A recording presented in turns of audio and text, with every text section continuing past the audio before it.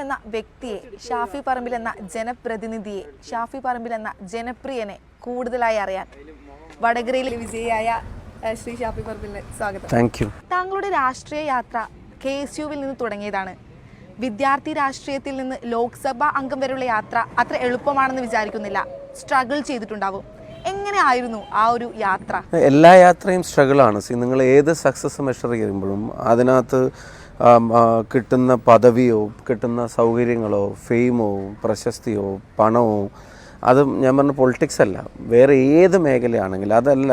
Success നിങ്ങൾ എന്തിനെങ്കിലും വിലയിരുത്തുന്നുണ്ടെങ്കിൽ അതിൽ പഠിക്കേണ്ടത് സ്ട്രഗിൾ തന്നെയാണ്.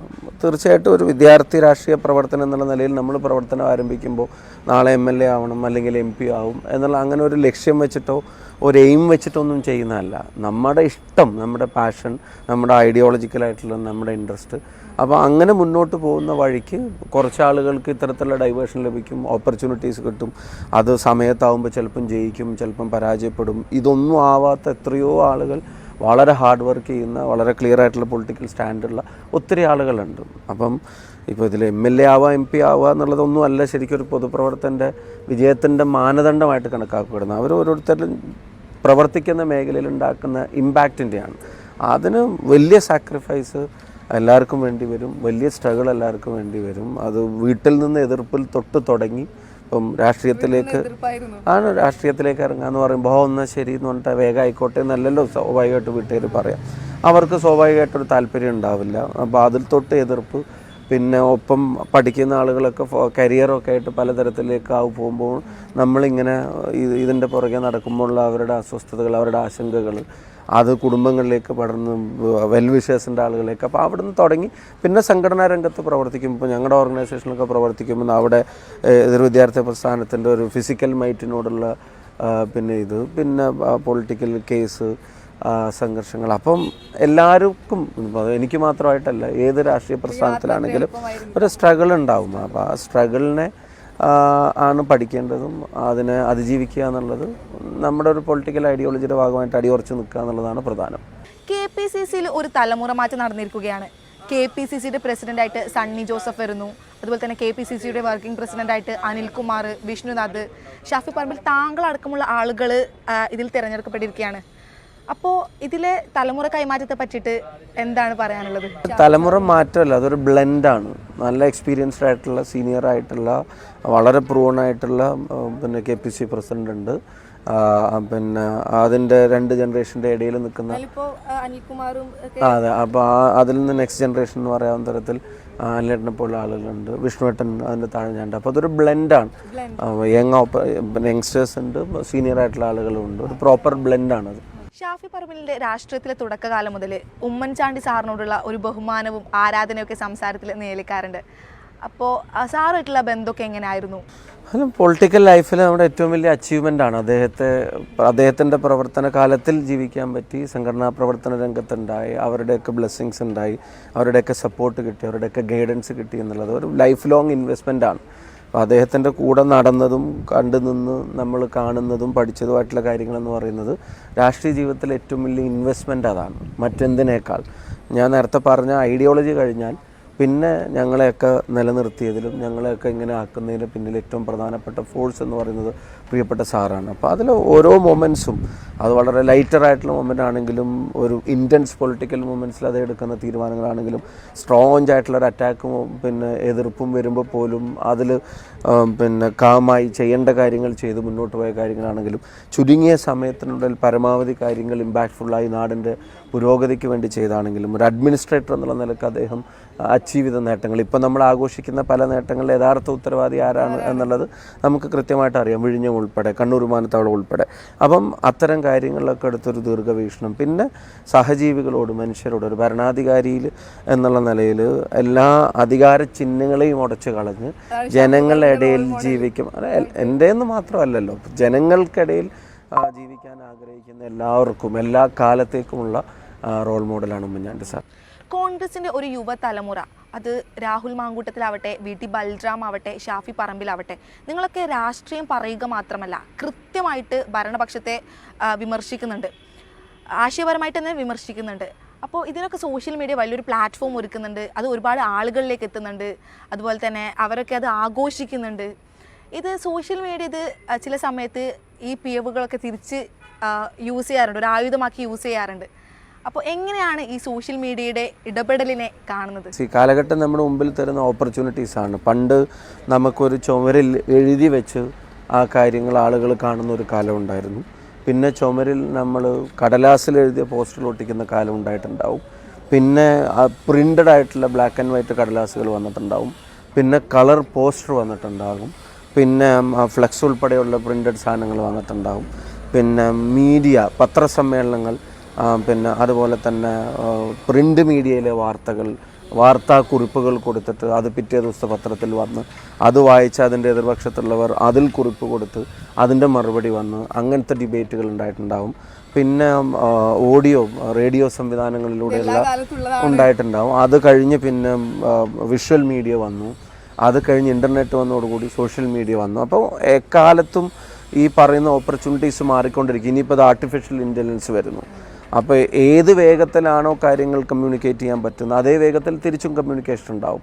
അതിൽ അനുകൂലിച്ചും എതിർത്തും കാര്യങ്ങളുണ്ടാവും. അതിൽ പരമാവധി സത്യസന്ധമായിട്ടുള്ള കാര്യങ്ങൾ കമ്മ്യൂണിക്കേറ്റ് ചെയ്യാൻ ശ്രമിക്കുക, പിന്നെ ബോധ്യമുള്ള കാര്യങ്ങൾ പറയാൻ ശ്രമിക്കുക. വീഴ്ചകൾ സ്വാഭാവികമായിട്ടും പറ്റും. ഇപ്പം നമ്മളിങ്ങനെ ട്യൂൺ ചെയ്ത് വെച്ചിരിക്കുന്ന മെഷീൻസ് ഒന്നും അല്ലല്ലോ, നമ്മളും മനുഷ്യരാണ്.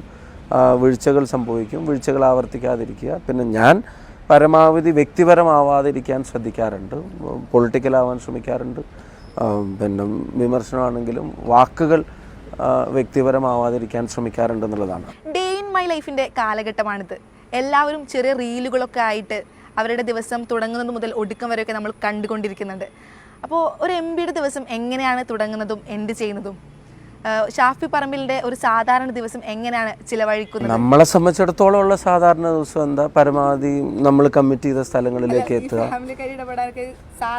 അത് നമ്മൾ പ്രയോറിറ്റൈസ് ചെയ്യുന്ന പോലെയാണ്. ഇപ്പം ഞങ്ങളൊക്കെ കൂടുതൽ പ്രയോറിറ്റൈസ് ചെയ്യുന്ന ഇതാണ്. ഇപ്പം നമുക്കിങ്ങനെ ഒരു ബോസ് ഉണ്ടായിട്ട് 9 to 5 വർക്ക് അങ്ങനെയല്ലല്ലോ.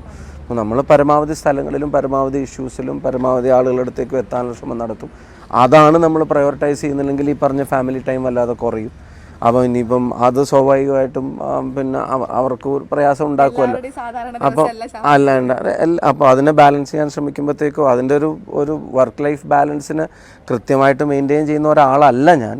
കുറച്ചും കൂടെ ഇമ്പ്രൂവ് ചെയ്യണമെന്നൊക്കെയാണ് ആഗ്രഹിക്കുന്നത്. പക്ഷേ അത് വേണ്ടത്ര ബാലൻസ് ചെയ്യാൻ എനിക്ക് സാധിക്കുന്നില്ല.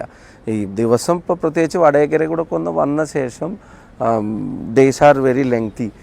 പിന്നെ രാവിലെ നേരത്തെ തുടങ്ങിയാലും ഭയങ്കരമായിട്ട് രാത്രി സമയം കഴിയുന്നുണ്ട് പലപ്പോഴും. എഗെയിൻ ആരും നിർബന്ധിച്ചിട്ടോ ഫോഴ്സ് ചെയ്തിട്ടോ അല്ല, നമ്മുടെ പ്രയോറിറ്റികളാണ്, നമ്മുടെ കമ്മിറ്റ് ചെയ്തു പോകുന്ന കാര്യങ്ങളിലേക്ക് എത്താനുള്ള നമ്മുടെ ശ്രമങ്ങളാണ്. ഷാഫി പറമ്പിൽ മറ്റുള്ള രാഷ്ട്രീയ നേതാക്കളിൽ നിന്നൊക്കെ വ്യത്യസ്തനാണ്. സിനിമകൾ കാണുന്ന, സിനിമകളെക്കുറിച്ച് സംസാരിക്കുന്ന, പാട്ടുകളെക്കുറിച്ച് സംസാരിക്കുന്ന, സ്പോർട്സിനോടൊക്കെ താല്പര്യമുള്ള ഒരു വ്യക്തിയാണ്. അപ്പോൾ എങ്ങനെയാണ് ഈ തിരക്കുള്ള രാഷ്ട്രീയത്തിനിടയ്ക്ക് ഇതിനൊക്കെ സമയം കണ്ടെത്താറുള്ളത്? രാഷ്ട്രീയ നേതാക്കന്മാർക്ക് അത്ര ഇഷ്ടങ്ങളില്ല എന്നുള്ളത് നമ്മുടെ ഒരു തെറ്റിദ്ധാരണ. അല്ലെങ്കിൽ അതൊരു പ്രോട്ടോടൈപ്പായിട്ട് നമ്മൾ അങ്ങനെ പറയാൻ ശ്രമിക്കുന്ന കാര്യങ്ങൾ. ഇപ്പം പിന്നെ എന്നെക്കാൾ സിനിമ കാണുന്ന ആളാണ് രാഹുൽ മാങ്കൂട്ടത്തിൽ, എന്നെക്കാൾ സിനിമ കാണുന്ന ആളാണ് PC വിശ്വനാഥ്. അവർ സിനിമയെ പറ്റി പാട്ടിനെ പറ്റി ഒക്കെ എന്നെക്കാൾ നന്നായിട്ട് പറയുകയും ശ്രദ്ധിക്കുകയൊക്കെ ചെയ്യുന്ന ആളുകളാണ്. ഞാൻ കുറച്ചും കൂടെ സ്പോർട്സിൽ ഇൻട്രസ്റ്റഡ് ആയിട്ടുള്ള ആളുകളാണ്. അപ്പോൾ അത് ഇപ്പം ഞാൻ മറ്റുള്ളവരെ പോലെ അല്ല എന്ന് പറഞ്ഞാൽ മറ്റുള്ളവർ ഈ പറഞ്ഞ കാര്യങ്ങൾ എന്നെക്കാൾ നന്നായി ചെയ്യുന്ന ആളുകളുണ്ട്. അത് ഓരോരുത്തരുടെ പേഴ്സണൽ ഇൻട്രസ്റ്റും പാഷനും ഒക്കെയാണ്. അതിപ്പോൾ ഏത് പ്രൊഫഷനാണെങ്കിലും നമുക്ക് ഫോളോ ചെയ്യുന്നതിനകത്ത് വലിയ തെറ്റൊന്നുണ്ടെന്ന് ഞാൻ കരുതുന്നില്ല. ഞാനിപ്പോഴും ഇംഗ്ലീഷ് പ്രീമിയർ ലീഗിൻ്റെ അപ്ഡേറ്റ്സ് നോക്കുന്ന ഒരാളാണ്. അപ്പോൾ എൻ്റെ ഇഷ്ടം സ്പോർട്സ് എനിക്ക് ഇഷ്ടപ്പെട്ടാണ്. ഇപ്പോൾ ഇന്നലെ നേഷൻ കപ്പിൽ പോർച്ചുഗൽ ജർമ്മനിയെ തോൽപ്പിച്ചു. 2-1 അവർ ജയിക്കുമ്പോൾ 40 വയസ്സുള്ള ക്രിസ്ത്യാനോ റൊണാൾഡോ ആണ് ലാസ്റ്റ് അവരെ വിജയ ഗോൾ നേടുന്നത്. അപ്പോൾ നമ്മുടെ ഇഷ്ടം, പാഷൻ, അത് നമ്മൾ ഫോളോ ചെയ്യൽ സ്വാഭാവികമായിട്ടും സംഭവിക്കുന്ന ഒന്നാണല്ലോ. നമ്മുടെ ഇഷ്ടം രാഷ്ട്രീയക്കാരനായതൊന്നും പാടില്ല, അല്ലെങ്കിൽ ഇതിലൊന്നും പിന്നെ അങ്ങനെയാണ് ചിന്തയില്ല. അപ്പം ഞാൻ മാത്രമല്ല, എല്ലാവർക്കും അത്തരത്തിലുള്ള ചോയ്സുകളുണ്ട്, പാഷനുണ്ട്, ഇഷ്ടങ്ങളുണ്ട്. ഷാഫി പറമ്പിൽ സ്പോർട്സിനോടൊക്കെ താല്പര്യം കാണിക്കുന്ന ഒരാളാണല്ലോ. അപ്പോൾ കുറച്ച് മുൻപ് വടകരയിൽ സ്പോർട്സ് ലീഗ് ആരംഭിക്കുമെന്നൊരു വാഗ്ദാനം പറയുകയുണ്ടായി. എവിടെ വരെ എത്തി അതിൻ്റെ പ്രവർത്തനങ്ങളൊക്കെ? ഒരു വടകരക്കാരി എന്ന നിലയിൽ അത് അറിയാൻ ആഗ്രഹമുണ്ട്. നമ്മുടെ അടുത്തൊരു മേജർ എയിം അതാണ്. ഇപ്പം വോളിബോൾ വെച്ചിട്ടാണ് ഇപ്പോൾ തുടങ്ങാൻ ആഗ്രഹിക്കുന്നത്. അപ്പോൾ അതിൻ്റെ ഒരു ഡിസ്കഷൻ നടന്നുകൊണ്ടിരിക്കുകയാണ്. ഒരു ഫെസിലിറ്റി കൂടി അതിന് ഒരുക്കാനുള്ള ശ്രമമാണ് നടക്കുന്നത്. ഇപ്പോൾ ടെമ്പററി ഫെസിലിറ്റിയിലായിരിക്കും നമ്മൾ ലീഗ് തുടങ്ങുക. ബട്ട് ഈ ടേം കഴിയുന്നതിൻ്റെ മുമ്പേ നല്ലൊരു വോളിബോൾ ഫെസിലിറ്റി കൂടെ MP ഫണ്ടിൽ നിന്ന് വടകരയ്ക്ക് വേണ്ടി ചെയ്യാൻ ആഗ്രഹിക്കുന്നുണ്ട്. തീർച്ചയായിട്ടും അതിൻ്റെ ഡീറ്റെയിൽ അടുത്ത ഘട്ടങ്ങളിൽ പറയാം. ഇപ്പോൾ രാഷ്ട്രീയക്കാരനായില്ല ഷാഫിയെങ്കിൽ ഷാഫി ആരാകുമായിരുന്നു? ഒരു ക്യൂരിയോസിറ്റിൻ്റെ പുറത്ത് ചോദിക്കുകയാണ്. അല്ല, എനിക്ക് ആഗ്രഹം ഒരു ഓണ്ടർപ്രണർ ആവണമെന്നായിരുന്നു. അതിപ്പോൾ ഞാൻ രാഷ്ട്രീയത്തിൽ ഉണ്ടെന്ന് വിചാരിച്ചിട്ട് ഞാൻ ഉപേക്ഷിച്ച സ്വപ്നമൊന്നും അല്ല. ഞാൻ ഇടയ്ക്ക് 2-3 ശ്രമങ്ങൾ നടത്തിയായിരുന്നു, 3 പരാജയപ്പെട്ടു. പക്ഷേ പിന്നെ ഞാനത് ഉപേക്ഷിച്ചിട്ടൊന്നുമല്ല. പിന്നെ അല്ല, പൊളിറ്റിക്സ് ഞാൻ പറഞ്ഞില്ല, അങ്ങനെ ആരും ബൈ ഫോഴ്സ് ഒന്നുമല്ല. എനിക്കത് പ്രവർത്തിച്ചു വന്നപ്പോൾ അങ്ങനെ നമ്മുടെ ഒരു ഇഷ്ടം പിന്നെ ഇതായിട്ട് അങ്ങനെ വന്നതാണ്. അപ്പം ഒരു ഓണ്ടർപ്രണർ ആവുക എന്നുള്ളത് എൻ്റെ ആഗ്രഹം ഇപ്പോഴും നിലനിൽക്കുന്നുണ്ട്. ഞാൻ അതിനുള്ള ശ്രമങ്ങൾ ഇനിയും തുടരും. അതാവാൻ പറ്റും എന്നുള്ള പ്രതീക്ഷ എനിക്കുണ്ട്. ഷാഫി പറമ്പിൽ, എന്താണ് താങ്കളുടെ വിജയത്തിന്റെ രഹസ്യം? താങ്കൾ എപ്പോഴും ആൾക്കാർ ചിരിച്ചിട്ടേ കണ്ടിട്ടുള്ളൂ, അതുപോലെ തന്നെ കുട്ടികളോട്? ഞാൻ പിന്നെ ചിരിക്കാതെ എന്നെ കാണാൻ എനിക്ക് എപ്പോഴും ചിരിയൊന്നുമല്ല. എനിക്ക് ദേഷ്യവും സങ്കടവും ഒക്കെ വരുന്നത് അത് ജനങ്ങളെ കാണുമ്പോഴുള്ള നമ്മുടെ സന്തോഷമാണത്. കുട്ടികളെ കാണുമ്പോൾ ഇപ്പോൾ ഒരു ചെറിയ കുട്ടി, ഇത് ഏത് മനുഷ്യനും അങ്ങനെയല്ലേ, ഒരു ചെറിയ കുട്ടി ഒരാളുടെ അടുത്തേക്ക് വന്ന് അവർ നിങ്ങളൊന്ന് മൈൻഡ് ചെയ്യുമ്പോൾ അല്ലെങ്കിൽ അവർ നിങ്ങളായിട്ട് ഇൻട്രാക്ട് ചെയ്യുമ്പോൾ അപ്പോൾ നമുക്ക് ദേഷ്യമല്ലല്ലോ വരും. അതല്ല, അത് വിസിബിലിറ്റിയുടെയാണ്. എല്ലാ രാഷ്ട്രീയക്കാരും ആളുകളോട് നന്നായിട്ട് ബിഹേവ് ചെയ്യാൻ ആഗ്രഹിക്കുന്ന ആളുകളാണ്. നമുക്കും അവരിൽ നിന്ന് കൂടുതൽ എനർജി കിട്ടും, സന്തോഷം കിട്ടും. ആളുകളെ കാണുക അല്ലെങ്കിൽ ആളുകൾ നമ്മളെ കാണുക എന്ന് പറയുമ്പോൾ നമ്മുടെ ഹാപ്പിനെസ്സാണ്. ഇപ്പോൾ നമുക്ക് നേരത്തെ പറഞ്ഞ ദേഷ്യം അല്ലെങ്കിലുള്ള സങ്കടം അല്ലെങ്കിൽ ഫ്രസ്ട്രേഷൻ അതൊന്നും ഇല്ലാത്തവരോ അല്ലെങ്കിൽ അങ്ങനെയൊന്നും തോന്നാത്തവരൊന്നുമല്ല. അതൊക്കെ ആവശ്യത്തിലധികം തോന്നുകയും അത് പ്രകടിപ്പിക്കാൻ പറ്റാത്തപ്പം ചിലപ്പം മിണ്ടാതിരിക്കുകയും ചിലപ്പം പ്രകടിപ്പിക്കുകയും ചെയ്യുന്ന ആളുകളാണ്. അങ്ങനെ ആളുകളെ കാണുമ്പോൾ അതൊരു സന്തോഷമാണ്. കുട്ടികൾ പ്രത്യേകിച്ചും എപ്പോഴും സന്തോഷമുള്ളൊരു കാര്യം, അത് ഇഷ്ടമാണ്. ഞാൻ എപ്പോഴും പറയാറുണ്ട്, എൻ്റെ ആദ്യത്തെ പാലക്കാട്ട് ഇലക്ഷനും ഇപ്പോഴത്തെ വടകര ഇലക്ഷനിലും ആദ്യം ആരാ ജയിപ്പിച്ചതെന്ന് ചോദിച്ചാൽ ഞാനിപ്പോഴും ആദ്യം കുട്ടികളാണെന്ന് ഞാൻ പറയും. 2026 നിയമസഭാ തെരഞ്ഞെടുപ്പിലേക്ക് മുന്നോടിയായിട്ട് KPCCയുടെ പ്രവർത്തനങ്ങൾ എന്തൊക്കെയാണ്? ഡീറ്റെയിൽ ആയിട്ട് നമുക്ക് പറയാം. എന്തായാലും 26-ൻ്റെ അജണ്ട ക്ലിയർ ആണ്. കേരളത്തെ ഇവരിൽ നിന്ന് മോചിപ്പിക്കണമെന്നുള്ളതാണ്. അതിനുവേണ്ടി എല്ലാ പ്രവർത്തനങ്ങളും KPCC നടത്തും. ഞങ്ങളുടെ ഒരു പ്ലാൻ ഓഫ് ആക്ഷൻ ഉണ്ട്, അതനുസരിച്ച് മുന്നോട്ട് പോകും.